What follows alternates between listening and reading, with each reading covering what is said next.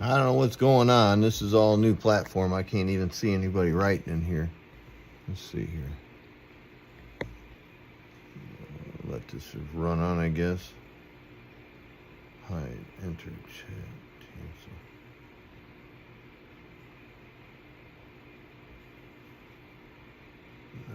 Let's try not to do that. No. Can't see anybody texting.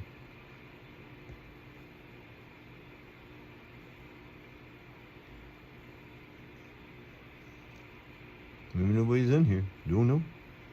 There we go. Popcorn rolled up in there. Oh, cool. Good morning. Good afternoon. Whatever you got going on. Making some coax here today. I'm just prepping this tip. We'll get back to this phase here in a minute.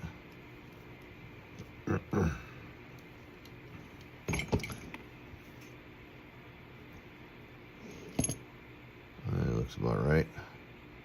That'll be all right. We're in the Bay Area.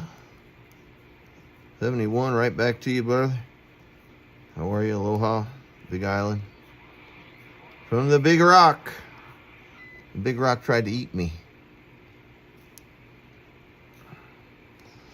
Sit back up here in New Jersey. It's 53 degrees outside right now, but I need to get this done. Doing with 4 fingers. This one's getting better. Slowly but surely. You ever notice when I just bumped it. That's what reminded me of that. You ever notice when you hurt yourself, you continue to bump the spot you hurt? It's terrible. I haven't been around here in a while. I'm missing tools. I gotta find where they're all at. So basically you install a tip. I'll go over that on the other end, but I'm gonna jump down this rabbit hole. I've been avoiding it for a long time, and I decided just go ahead and do it. A lot of guys want to take and get their coax into the right zip code, and that's the whole goal. You'll probably, if you do it enough, like D-Win, he does this stuff all the time. You can almost memorize the numbers, and it's going to be right on frequency every time, or really close. But what I've learned when I jumped on this rabbit hole a long time ago, and I jumped down for about 60 days chasing this stuff, is the different materials. The coax, meaning the type of coax that you're using. There's multiple different brands and blends of 213, and some of them that have a foil in there, some of them don't, some are silver, some of them have double jacket. Even though the VOP says what it says, if you're using one of these analyzers or a tool to null out your coax or stub tune your coax, then you will have changes when you put connectors on. So you could, we'll see this happen live, and it's really kind of hard to control, but as long as you're in the right zip code, you don't overcut something, you're within your channels. You're trying to get really close to the channel that you're wanting to transmit mostly on. Coax is kind of wide banded like antennas would be, but we're trying to narrow it down and get into the same zip code, and that's the goal on coax. Yes, you can do the math. You can take in and pull out a calculator. Let me see which way my camera's facing here. Let's see, is that correct? Let's put some numbers up here. Is that correct in the thing? Yeah, so you can read numbers. All right, so I'll do the calculation really quick, and on the VOP on this coax. So you take 492 times it by the velocity of propagation and velocity of propagation, and you go times that by 0.66, and then divide it by desired frequency. And this particular channel, I think the guy wants like channel 17, so we'll say 27.175. And it says that this coax should approximately be 11 foot 9 inches 49218. See, those numbers are hard to figure out for you're taking a calculator number, it's kind of hard. Is that reading correctly? No, it's not. How'd I fix that yesterday? I had something, I was poking something. But anyway, yeah, the number's not right for some reason. Let me see if I can do this. Flip camera. Let's see what happened. The number's not right still? No. Can't figure it out. Nope, that's the wrong button. Put that back on. Facing front camera, this and that. Either way, I'll figure it out. You guys are kind of used to my camera being backwards. I actually had an opportunity to figure out how to do it right, but I forgot already. So, maybe this is it. Oh no, don't want to mess with those buttons. I'll have snow and cheese on my head and everything. So, the coax, on the mathematical calculation, the coax says it's 11 foot 949218. And that's really kind of hard to figure out on a tape measure. So that's where these machines come in. Kind of takes a lot of guesswork out, but it's a good idea to get it kind of close calculation-wise. So what did I do when I did this coax is I literally took and I cut it at 12 foot or a half a wavelength VOP, and I'm going to plug that in as soon as I solder this. Now, you see that, yes, I have an analyzer, but I have a line section on the bottom of it. Some people believe that the line section don't make a difference. It's a through line section, but this is a piece of material that's getting hooked up to A to B with the coax. So you have to think and take this in consideration when you're dealing with line sections. And not only one line section, but there's two different lengths of line section, but three different line sections. So you look at, let's grab this one, then we'll grab this one. So if you look at line sections in a fashion, a coaxial dynamics or a bird, whatnot, I pretty much have all bird stuff. I do have some coaxial dynamic stuff, but they're the same length. So let me spin this around really quick. Maybe. Oh, here, that's how you do it. All right. So this line section is one of its own. It's all its own length, period. Now, the single line section's that size, but here's another dual that's the same size as the single. Hold on, the camera looks a little bit frosty. All right, so these two line sections are primarily the same length. All right, so if someone calls me up and says, hey, Danny, I want you to make some coax, and this is something that I don't do a lot of, but when I do it, I try to at least do it right as possible.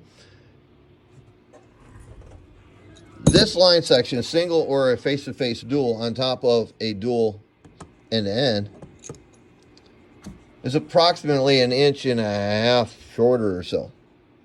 So that actually makes a difference in what your measurement's going to be if you're nulling it. So what I try to tell guys to do is to, let me see if I can I'll just let this run. What I try to do is take and talk with the people and say, listen, are you going to run a line section? If you're not going to run a line section from your radio to your pre-driver, then just cut yourself your piece of coax. Yes, you can null it out, but don't do it with a line section. Don't incorporate it. If you do or you don't, it's up to you. Is that 5 inches going to make a difference? Probably. So I would suggest if someone were running down from the radio down to their amp, I would probably just cut the VOP to the meter itself, to the analyzer itself, and just leave it at that. And then that one's just for your radio. But now if you're using for patch cords from driver to the bigger box and bigger box to your other meter or whatnot, because sometimes people don't have a line section that bolts right to the back or connects right to the back of the amplifier. They'll run a piece of coax out of their box, but it'll hit the line section before it hits the main coax on your antenna. So there's a lot of different things if you want to nitpick. Now, if you're just one of those guys that go down to a truck stop and grab some coax, go ahead and cut this video off and forget that I exist, because I'm going to waste your time. You're going to listen to it, and you may or may not agree with some of the things or how I'm doing stuff over here, but it's okay. I'm putting this stuff out public, and you guys can take and enjoy some of the information I'm giving you and maybe apply it towards your systems. I'm not going to say you don't have to do this. If you do the mathematical on coax, you're normally pretty close into the ballpark. But if you want to know and be sure, spend some time and money and get some proper tools and do it up and do it right. And then you know what you have. And that's just a good thing of doing it. Now, since I don't have my little heat gun over here, let's see. I'm going to speed this process up just a little bit with an open flame torch. You want to keep away from here. All I'm doing is just warming up the connector a little bit for the solder. It'll go down a lot quicker. Take a soldering iron to a cold connector, a room temperature connector. It's going to make it a long wait before that thing gets hot enough from your little iron, or it may not at all. So if you have Teflon connectors, just don't put open flame right on the polypropylene or the black jacket that's on this coax. It don't take much heat, just a little bit. Get a nice hot soldering iron, and we'll get down in this thing here real quick while she's still warm. Get my glasses on here so I can see. I'm a blind man with 9 fingers. So you see, by just preheating it just a little bit, it takes solder wonderfully. It's a nice deal. You can solder how you want. Normally I wait for the tips. Since I have this in a good position, I'm gonna go ahead and hit it right now. Now on the tips, you don't want to take it over solder, meaning by putting a big ball on the end of it, because what that's going to happen is it's going to end up stretching out your SO239. So this connection point should be the same. Feel it. It should be nice and smooth. Yes, I just soldered it. My fingers are like leather on the tips. But yes, it's warm. But if it's got a big bulkhead on the top and you go to push it in, it's going to spread out those inner SO239 connectors, and they're designed to spread out a little bit, but only so far, and then you could overstretch them, and now you have a bigger problem.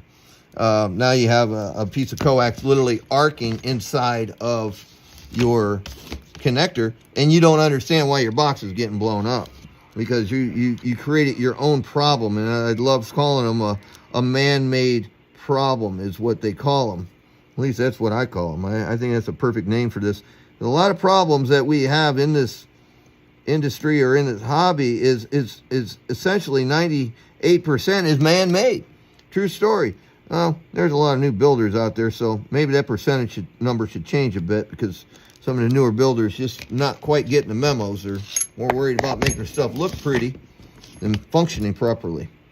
But that's their own little issues that they're having in their lives, and that's fine with me. So what we're doing, this is just part of this process, and I'm setting up the end, normal conductivity soldered work, and get it all where it's supposed to work properly and bond it. And then we're going to get into we're going to null out this coax. We're going to literally just take the crab cutters and start chopping it, but it's going to be hooked up to the meter. And as far as the analyzers go, I like to use a 55. I have a 230. The 55 to me is better bang for the buck. So when you purchase an analyzer, I think the 55 has everything plus what a CBer guy would need for the frequencies that we use, the applications of different test modes in the units. The 55 is a really good unit to work with. So we're going to take and try to get this thing just stretched out a little bit where I can function and work with it.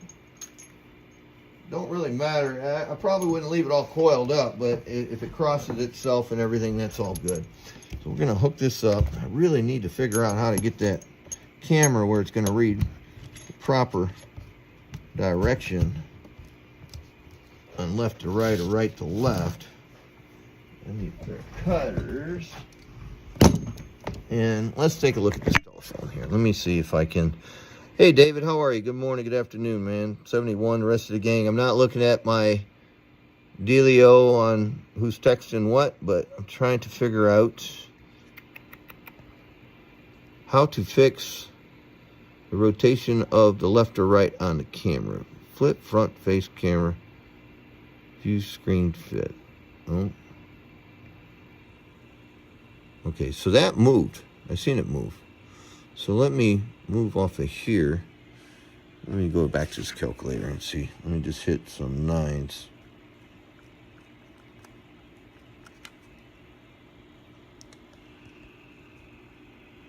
That's not right. They're backwards still.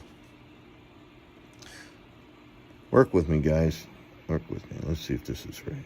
There, it's right. I had it correct. Okay, very good. All right, so we're going the right direction. So now just for this part of it. Flip this around. I'm going to turn on my analyzer. Yeah, these line sections are heavy and you have to support them. So you go to cancel. It brings you to your main menu. And then you take and scroll down. And as you scroll down, go calibrate, RL, multimeter, tools. Tools is a great thing to have. Hit check mark. So it says stub tuner, velocity and length and VF, that's velocity. And then cable loss and cable impedance. But what you're going to want, this is neat because if you have a long length of coax, you can, it'll literally tell me how long it is. And actually I can test that right now. So we'll hit OK. And I have my VOP of my coax. So you have to know information. You have to know what you have. So the VOP you could change. So if you have a different coax and you try to use this and you don't punch in the right VOP, it's going to give you an incorrect number. My friend Adam, Triple Nickel up in the cold country, he jumped down this rabbit hole with me and we kind of learned together. I think he did more reading than I did on this. But the end is it's still really cool. So you come on down here, you come on down here and you're good. You don't have to hit nothing there because we have the VOP. I should be able to hit the check mark and it'll tell me how long this piece of cable is. It didn't work. It should have worked. There it goes. No. What am I doing wrong? All right, let's go back up here.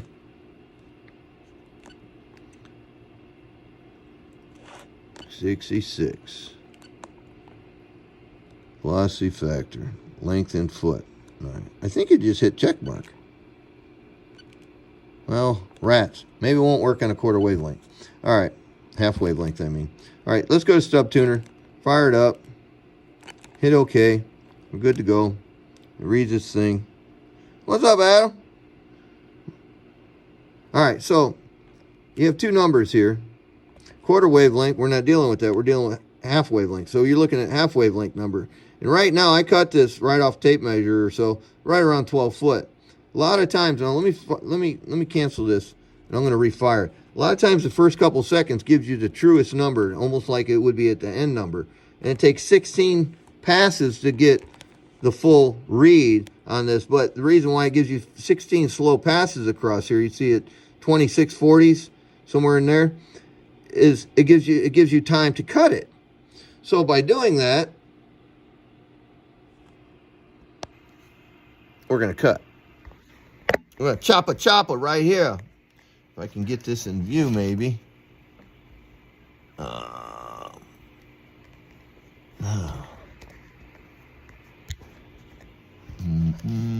Hey, looking at my shoes. I don't think so. All right, I can't get this. Uh-oh. I can't get this to tune. Let me try something else. Try a different tripod.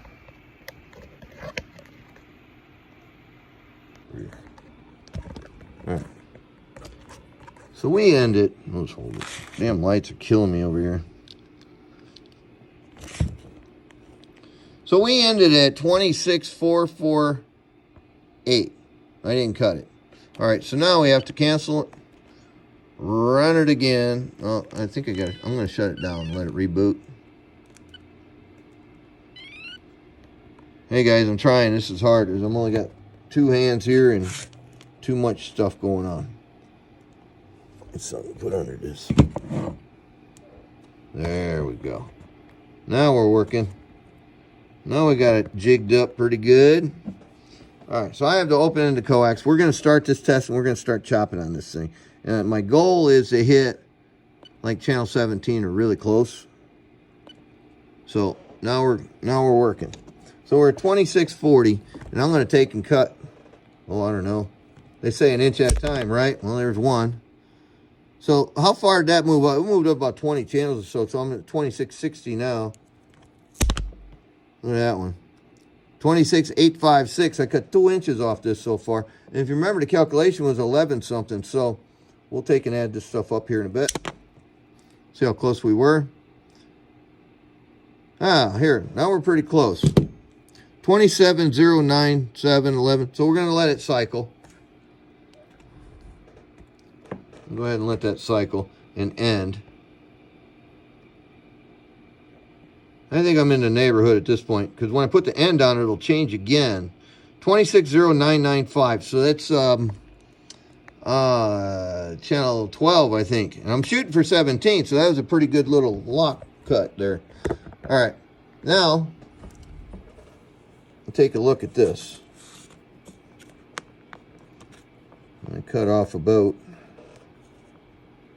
3.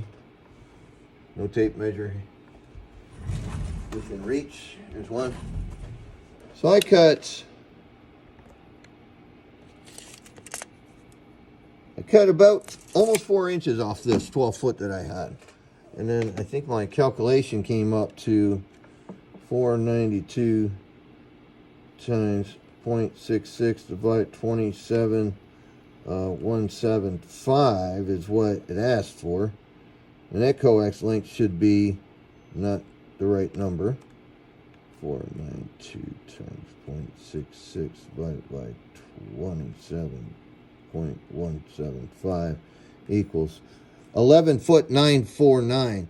So if I were to try to attempt to measure this, now this is with the line section on there. Now I'll show you guys something else here in a moment. I'm just going to measure this real quick. So this is with the line section. So I'm going to go from my line section in. I'm just doing this for video purposes right now. I normally don't do all of this. I'm doing this to try to help you all out as I measure this piece of coax without dropping my meter on the ground. 7, 8, 9, 10, 11 foot. See, this thing overall says it's 12 foot. Overall, this thing's saying I'm with the line section hooked up, I'm at 12 foot 3 inches, but that's with the line section. Now, to go back on this, if I measure just a piece of coax now,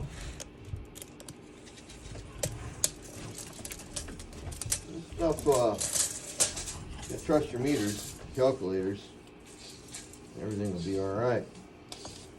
So now I'm at 11 foot 9 inches roughly. So it showed me 11 foot 9 inches on my cable itself. And that's what that read right there. 11 foot 9492. So the cable is actually showing me that it's right. Now, we'll go back to this real quick. And this says I'm at 27099. All right, and that's with the line section. Now, what I want to show you guys is I'm going to eliminate the line section, and we're going to run this, let it go through its cycle real quick before I take and start doing the other end and putting it on. See, what I'm doing is I'm counter checking. This is how you understand what you're doing. If you're learning as I do, because I don't know all this stuff. I don't. This is a lot to take in. As I'm learning, I'm trying to fully understand, but you constantly do a test after another test after another test to counter your testing to fully understand where you're at. Now, we hook this all back up without the line section now, and this is the frequency with the line section it's cut to, and it's 27099. So now we're going to take and reboot, turn it back on, make sure your batteries are up. I'm going to change the batteries after this piece of cable. I'm going to start with a new fresh batteries on this, but these things eat batteries up pretty quick. Subtuner, let's hit it again, and we're running. So let's just see. Go ahead and let it cycle. Now, remind you, we were at 27009 right there in that area with the line section on there. So let's see where it sets us without the line section. We should probably move up in frequency, because why the coax cable is actually 5 inches shorter, because we incorporated this when I did the original cut for frequency. So if this all goes well, everything should line up. You can see the numbers are moved way up. They moved way up. Let it finish cycling here. And it opened at 27300. So we moved up quite a bit up the band just because of this line section. You're still in the same zip code. That's all right. That's cool. So if you had taken out your line section used for testing and you had a piece that was cut, you were probably better by doing it that way, or you do the mathematical equation. That's why I said you're in the same zip code. But if you want to be super, I got to have it on frequency as close as possible, then you go through all of this, or I go through all of this. Take it out of the case, Adam says. You know I don't like to do that. It'll muff up my paint job, man. Aside, great information, brother. Mahalo. Yeah, no problem, bro. I don't know if that's going to help, Adam. Yeah, it does. All right, well, it does it because I'm holding it in front of it. But a little better. All right, Adam. Give you a bozo button for today's suggestion. Oh, boy. All right, so put a line section back onto this thing. And we're going to cut it off because we're not going to need it for a moment. We're going to move on up to the install of the other connector, and then I will take and measure again. And I'll do it the same as I just did the front one, for you can see both ends of it, where it actually, I tried to cut it and with the line section, and then remove the line section and measure it without, and you get a better concept of what I'm talking about. But this coax here, I got it over this morning over at Walmart. Walked over there and cut 4 8-foot length or 12-foot lengths of coax out, and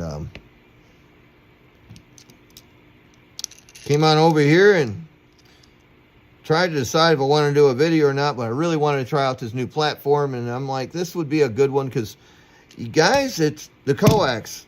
I go, I go different places and I get to see different things, and you can't. I think the best way I can put it is you guys can do better on your coax. If you're not able to do it, you're going to have to find somebody that can do it. And I just recently had a phone call about, I'm not going to say the company's name because they're really well known.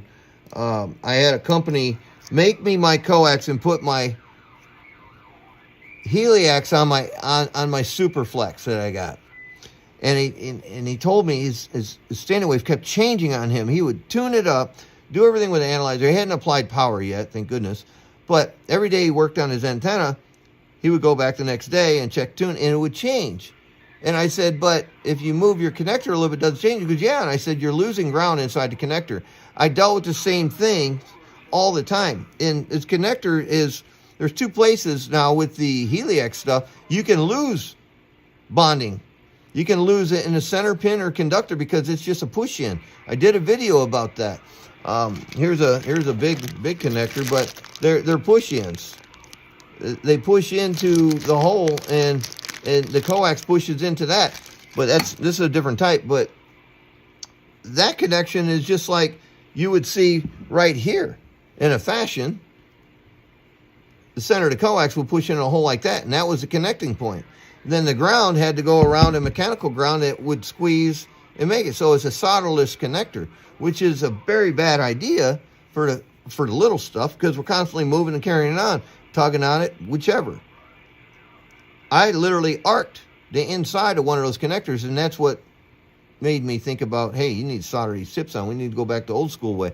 But with the LMR and stuff like that, you're stuck with a compression fitting, and the same as well for the tip. So you can take those apart and you can solder the tip on your coax, take off the little edge, push it all together, and do your ground bonding properly, and you're good. I just recently repaired one and ran a gob of power through it when I got done, and it worked. But if you lose ground or you lose conductivity to your center conductor, you lose your equipment, you lose your station, period. So just kind of have to go from there. I have to wind this up a little bit before I can rotate it on my bench. So the coax is, look at coax like your veins in your body. is bringing your blood from A to B. Well, coax is bringing voltage from A to B for you.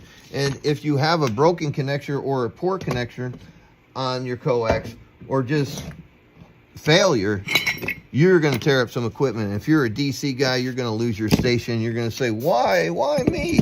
It's no good. It truly is just a terrible thing. And it's not that someone, quote unquote, took a shortcut. They literally paid somebody to do a job, and they didn't realize the materials that they're using just weren't a good application for their job, for their application. But the more I look for connectors and things to make our lives better,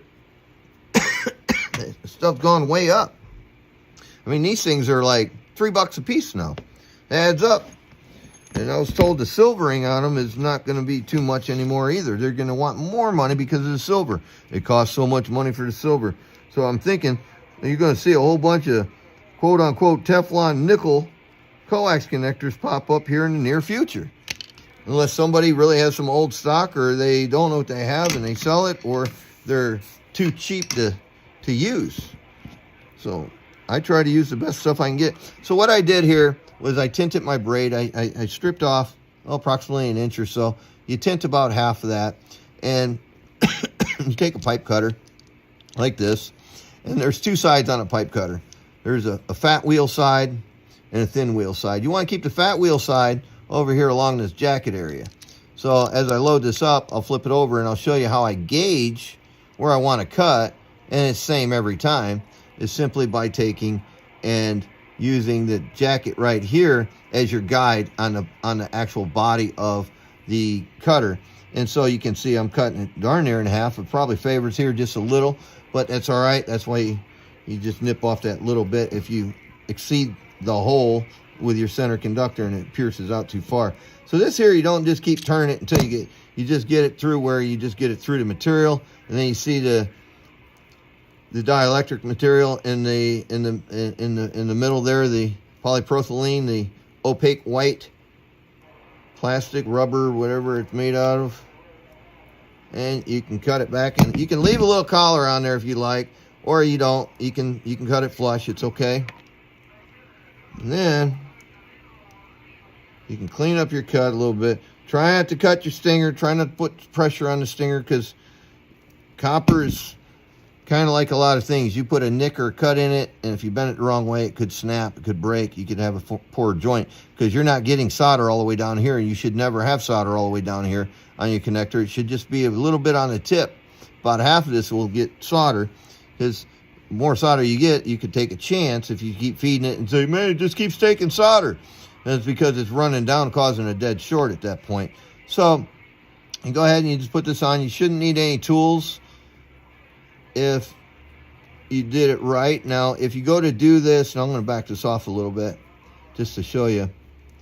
If you take and you do this, and you have too much buildup right here where you did your solder work, first thing is you're going to feel speed bumps when you use this, and it's going to clunk, clunk, clunk, clunk. So that should be nice and smooth, because that has to clear inside there. It's a collar, and it all has to clear all of that stuff, because why it has to clear, it has to make it up to these holes right here. And if you look inside, you see threads, and then you see a collar, and it's all flat. That's the inside of the shielding where you make your ground connection. There's so much information about a stupid little part like this. It's crazy, isn't it? Or I'm just making up a bunch of information that explains things. Maybe I'm doing that. So that looks good. All right. Now, I'm take and move a couple things so I won't stab or hurt myself. Man, I should do that pretty easy lately. They can get a little fire. Well, let's get a little fire on this. Let's heat it up. We'll warm it up just a little bit for it takes solder a lot easier. Dewin did this. I used the heat gun over there. I always did it. I just used the heat gun.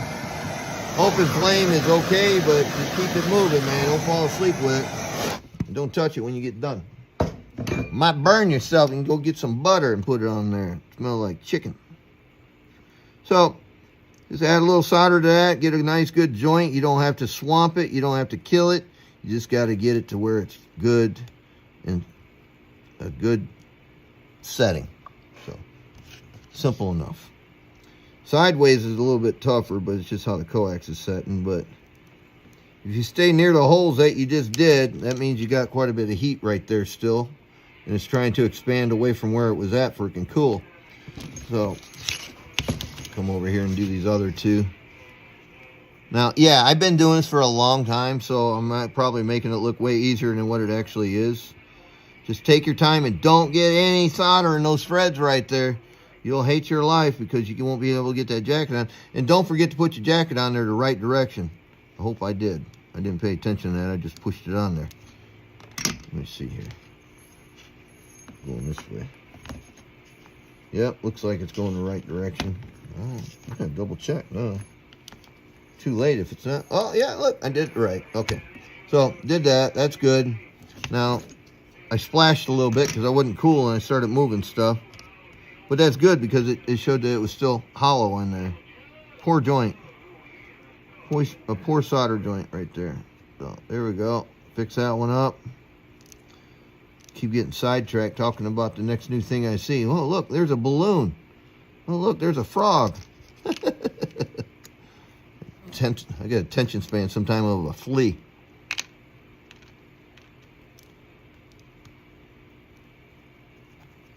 All right, so we did all that. That one's soldered. Let's take and get the tip. Listen to channel 11, by the way, if anybody was wondering. A little Wilson 5000 antenna. So if you've seen me solder that, it sucked it in pretty quick. And I got what I want, so now I'm going to put my little tip on there. Nice little bubble. Wipe it off. Now, we can take this and plug it in. We're going to do this test reverse, so that way I won't have to rewind when I go and do my other ones. So, oh no, I'm going to do it this way because this is on there. All right, let me take and set this down real quick. This coax. Try not to throw your coax on the floor. Let the ends hit really hard. These jackets bend easy. They're made out of brass. They bend really easy. These jackets right here. So everybody's done it. They bang this against the floor and they put a flat spot in it, and you're sitting there with a needle nose, a pair of pliers, trying to straighten it out because it won't go on your box. That's a terrible thing. All right, so this coax should be cut. I should be really close to the frequency that I wanted, which was channel 17. Channel 17, I guess it was.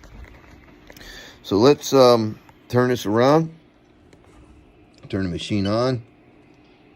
Go to this. And hit check mark. Hit check mark. We're ready to go. Let it cycle. Let's see where we're at. So right out of the bat, it shows me I'm really close to the channel I wanted. So I'm going to go ahead and let it cycle. And we'll see where it ends. I was shooting for 27175. It was the number I believed I cut it for. But I didn't cut it at that number. I cut it down below that. If you remember, I was at 27009. And now that I put the end on there with the line section and incorporate it, let's see where she ends. And see if I went up in frequency or down in frequency or stayed right where I should be. It's looking like I'm going to hit my number. Hey, Adam, if I do this, it'd be like, I think, the first one. I can get close, but I haven't nailed it perfect every time yet. I'm really close. I didn't nail it. I'm 27153, and I was going for 27155, or 175, I mean. But I'm in the zip code. I'm like 2 houses down from that guy. I'm happy with that. So let's run one more test real quick. Let me turn this around. And now we're going to remove the line section. And we're going to measure this again, and we'll see how far off. Oh, man, this thing really bites sometimes. Sandman of Connecticut. What's going on, buddy? We're just doing a little VOP cuts today. I got some equipment to build, too. Get this where I can spin it where y'all can see it. All right, let's rerun this again. So let me just turn this around because I'm going to need my hands for a moment. Turn that around this way. All right, so let's reboot. Turn back on. Tools, stub tuner, no line section. We were just at 27,154. I want it 27,175. I was really close to the line section. This is without it. And this is what is going to happen if you were to cut a piece of coax. To cut a piece of coax with a line section and then remove the coax. We're going to actually be able to see this. What's happening, Annie? How are you? Love you. So we're already obviously up in the 3s. See the 4s. She's dancing around. We have both ends on this and no line section. So if when I add, and when this thing, wherever it lands, when I add the line section, it'll bring me back where I need to be, because I've literally removed 5 inches off of this piece of coax. So we're all the way at 2750. It's kind of far away. It's very far away if you think about it. But it's part of what we're doing here. And this is part of why I made this video, for the guy can say, hey man, you nulled out this coax for me. You cut it to frequency and it don't match. Don't forget to add your line section. If you ask me to cut a piece of coax and I ask you, do you have a dual line section, side by side, face to face, or side by side? Side by side. This is what you have to incorporate with this piece of coax. And if you don't, then you're going to have a cut piece of coax that's not in quote unquote right on top of the frequency you're looking for. Will it still work? Yes, it will. Jay, what's up? Champ's up in the house. Beep, beep. You don't know nothing about this. You just squeeze the mic and hit the gas pedal. But real quick, I just wanted to take and bring this video back up, a newer version of it. I talked about how to put coax tips on a long time ago, and I was able to help quite a few people do that. I'm not trying to cut anybody out of the circle of, oh, this guy makes coax, this and that. I'm not trying to mess that up. I personally think if you're running this type of equipment, you have the equipment to measure this stuff, you have a good soldering iron, possibly a torch will help you out. It's going to be better for you to understand how to do coax properly and know what you have. Everybody can get to assumies. I assume that's right. I assume he knows what he's talking about, but a mouth will say anything, and a guy can take and sell an Eskimo ice in the wintertime. So if he's slick enough. At the end of it, I'm just providing you guys with a little bit of information. There's probably lots of videos out there. I may have did things wrong. I may have did things right. I may have did things that y'all never seen before. But at the end, I wanted to share this with you and jump down that rabbit hole, because it don't stop here. You can get into your antenna systems and just go bananas. You'd be gone for a year chasing this and have $1,000 worth of batteries burned up, chasing the dream of trying to make it all right. And the coax is very important. It truly is. I'd say, guys, keep it simple. 213 is a great coax. It'll handle plenty of power as long as your stuff's right, and it all starts at the antenna and the radio. Everything in between, if you ain't got that mess right, it's never going to be right. The antenna has to be right. Your radio man has to make the radio right. The amplifier man has to make the amplifier right. So what's left to mess up? Coax. So if you mess up your coax, then you're just done. It's any way you cut it, you're just done. Going to a truck shop, grabbing one just to get you by. If you don't know your equipment or your station, you could change one piece of coax, and everybody had that friend who's like, oh man, it messed up my coax. I really like this coax. It ran good with these two. I had this box, and every piece of coax I try is not the same. There you go. Either the boxes weren't right, or that one magical unicorn piece of coax made those boxes right, because the boxes were wrong, the coax was wrong, and it actually worked. Seen it happen. I've seen all of that stuff happen. X factor on the coax. Yeah, it just, there's a lot happening here. And if you can understand just a little bit of this machine, it's going to make your lives easy. It really will. And the 55 by far is the best purchase you can make out of the rig experts as far as the money goes. You just have to, the 35s don't do what the 55 does. And the 230 does everything that you could want. But the 55, again, the 30 The 30 was the baseline originally, and they eliminated those, and they took and brought in the 35s. Then they moved into the 55. So this is like the novice one. And you start going up, and it goes up in price. But they do pretty much the same thing, but the other analyzers just cover more frequencies at the end of it. So, again, I think this is like getting close to 400 now. Someone had said a cruise missile came in like a few weeks ago and took out the factory for Rig Expert in the Ukraine. I don't know what true or false, but I know Gigaparts on eBay, you can get these really good deals. Sometimes they have deals. You can get a Pelican case with it for free. Tom from Mako sells these things too. And there's a lot of people out there selling them. Get it brand new. Know what you have. Keep fresh batteries in it. And in fact, I'm going to change my batteries right now. In the meantime, y'all take care.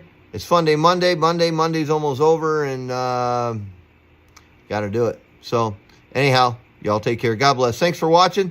And this is a new platform, so I'm transmitting on Facebook at the same time as I am on YouTube. So you can catch this one video on both media platforms. So cool with that. With that said, the man that helped me out with that was D-Win out of Georgia. He came by and we had a nice dinner, and he crashed over here at the homeless shelter. And moving on up. There it is. I'm done. I'm out. Y'all be good. God bless. I'm gone now. I shut this thing off.